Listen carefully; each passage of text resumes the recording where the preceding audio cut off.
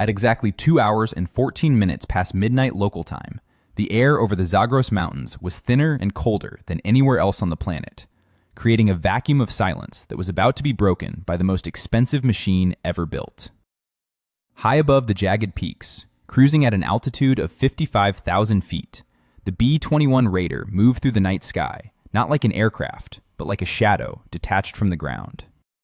Inside the cockpit, which looked more like the bridge of a spaceship than a traditional bomber, the two pilots watched their digital displays with a focus that bordered on trance, knowing that they were currently flying directly into the kill zone of the most advanced anti-access area denial system in history.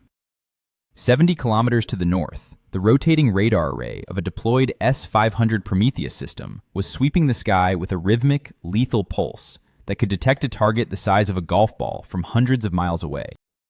This was the weapon that was supposed to end the era of American air superiority, a system designed specifically to hunt stealth fighters in the upper atmosphere. But the B-21 Raider was not a fighter, and it was certainly not built with the technology of the last decade. It was a flying mathematical anomaly, designed to absorb, deflect, and trap radar waves within its composite skin. The S-500's massive radar array churned out high-frequency waves that washed over the bomber's composite skin like water over oil, searching desperately for a vertical surface or a sharp edge to bounce back to the receiver, but finding absolutely nothing except the empty, cold void of the upper atmosphere. Suddenly, a yellow warning light flickered on the pilot's primary tactical display, indicating that a secondary search radar in the L-band was attempting to burn through the background noise.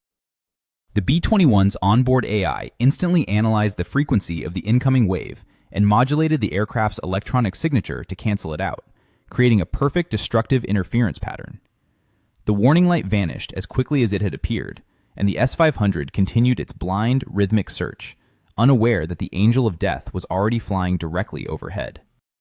They were now 30 seconds from the release point, approaching a subterranean nuclear facility buried under 60 meters of solid granite.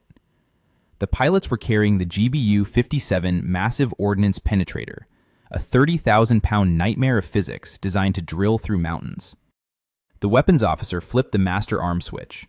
The bomb bay doors began to open, and for the first time in the mission, the Raider's radar cross-section spiked momentarily. This was the most dangerous fraction of a second in the entire flight. A window of vulnerability where the aircraft was physically exposing its internal structure. The S-500's radar painted the sky again, and for a fleeting moment, a ghost appeared on the Iranian screens. A glitch, a blip, something that shouldn't be there.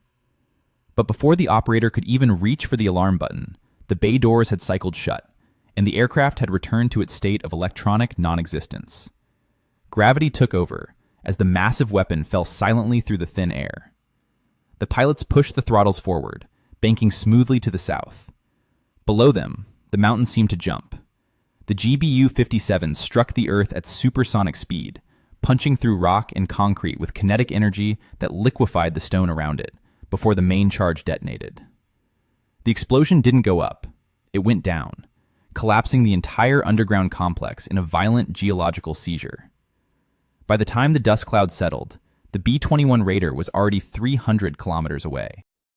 The S-500, the pride of Russian engineering, had been staring right at them the entire time, but it had seen nothing but the dark. As the pilots watched the sun begin to rise over the horizon, the world below was waking up to a terrifying new reality.